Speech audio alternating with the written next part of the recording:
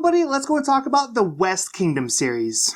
But first, only a small amount of people that watch my videos are subscribers, so if you like what you see, consider subscribing. It only takes a second and you can always unsubscribe later.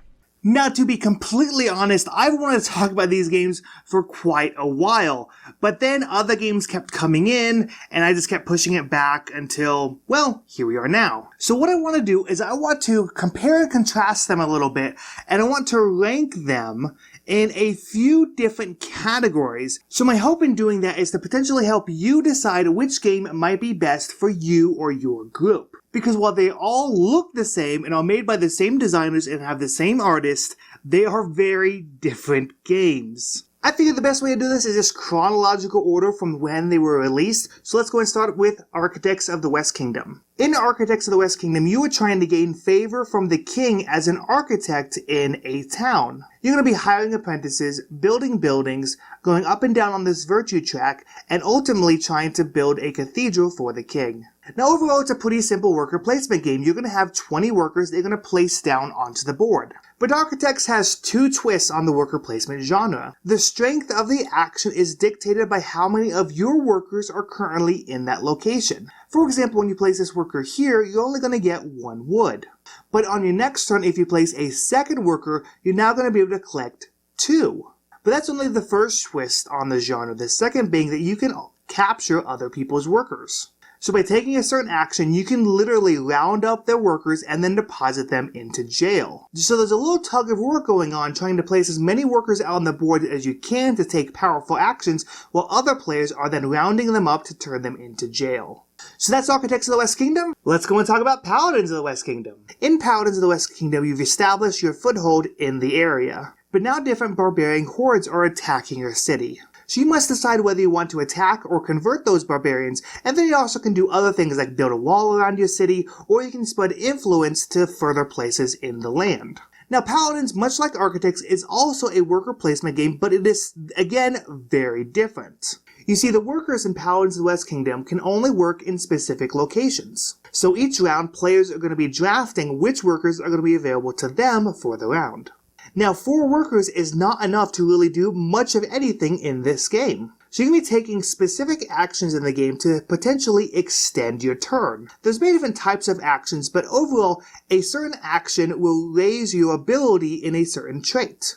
The strength of that trait is then used in a different action, which would then raise your ability in another trait. So you can be building up the strength of these traits as you take different actions, with the overall goal being get as much points as you can by taking these actions. And that's Paladins of the West Kingdom. Okay, and lastly is Viscounts of the West Kingdom. In Viscounts, you'll be traveling around the land to build up more influence in your kingdom.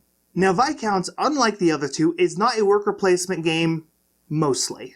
Instead, it is a deck builder with a rondel. In Viscounts, you'll be traveling around the land, building buildings, writing manuscripts, and sending workers to the castle. So unlike most deck builders where you play out your hand and then take your actions, in Viscounts you're only going to play a single card each turn. But also before you is going to be this tableau of 3 cards.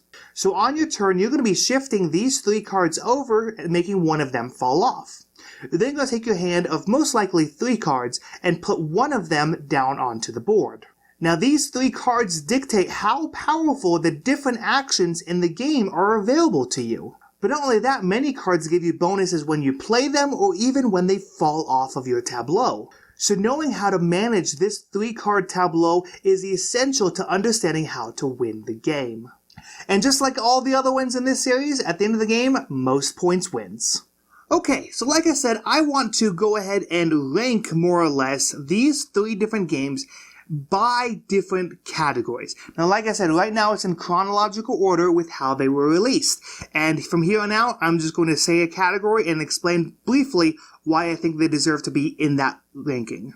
First, let's talk about complexity. Here we have from the least complex to the most complex. Architects of the West Kingdom is the least complex because on your turn, you're basically just placing a worker and collecting a resource to hopefully then use those resources to build buildings, and that's really it. Viscounts steps up the complexity because it has a deck building component. We have to actually manage in front of you those different cards.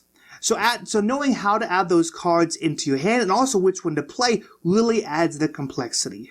And then you have Paladins. I honestly think that Viscounts and Paladins are pretty close in their complexity. But the main difference with Paladins is it really benefits if you're able to think ahead of how to optimize your turns. Because like I said, you only get a limited number of workers each round, but you can get more by taking certain types of actions.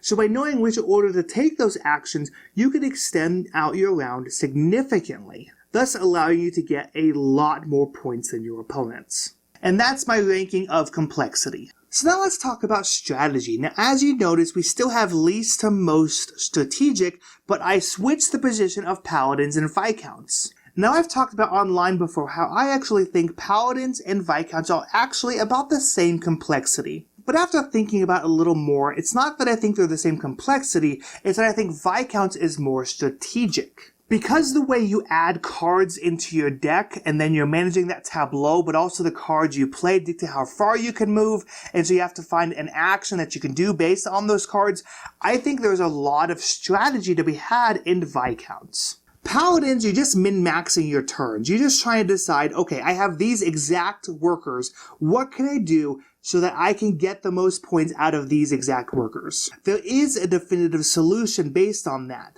But Viscounts, when you add in that deck building, the way you can actually build your hand of cards based on what you want to do means that Viscounts in the long run is more strategic. Now going back to Paladins, remember when I said that when you take an action, you're going to raise the ability of a trait that is then can be used in a different action?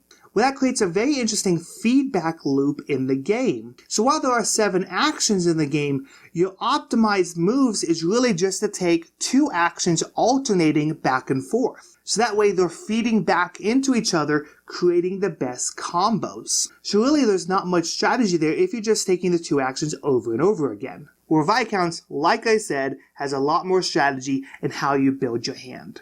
Okay, so here they are in chronological order again. So that's really all I wanted to talk about as far as those 2 different categories, complexity and strategy, because I think it really can talk about which game might be best for you. So now let's go and talk about how I rank these games from best to worst. Now first, a stipulation. On BGG and in my personal feelings, I rank these games the exact same number. I absolutely love these games, and depending on my mood, I might choose to play one over the other, but I like them all pretty much equally. And so that's why I rank them technically the same. But that being said, I do have personal biases on the weight of games I like to play and the style of games I like to play. So with that being said, let's go ahead and rank these games to my least favorite to my most favorite. And there you have it. My least favorite game is Paladins of the West Kingdom. Next is Architects of the West Kingdom, and my most favorite is Viscounts of the West Kingdom. Now I find this super interesting because I tend to lean towards heavier games. But because of the feedback loop that Paladins currently has as far as taking those 2 actions, it's actually my least favorite because I tend to do just 2 things throughout the entire game. I like Architects a lot because of such interesting and unique twist on worker placement. But Viscounts of the West Kingdom is just so amazing because of that deck building tableau sliding mechanism. So like I said, I rank these all the same. I think they are all amazing games for their own reasons, but if I were to put them in least to most favorite, this is the order I would choose. So everyone, thank you so much for watching. I'm Ian with Board Feelings. Have you played any of the games of the West Kingdom series? If so, what do you think of them and how do you rank them? Leave your thoughts and feelings in the comments below. Now go experience many Board Feelings. I want to thank you all so much for watching my video. I know there are hundreds, if not thousands, of other board game content creators out there, and you took your time to watch this one, so thank you so much. If you like what you see, consider subscribing. You can do that right here. And if you want to see more of my videos, you can click right up here to see more. And down here is just a video that YouTube thinks you may like. So once again, thanks for watching.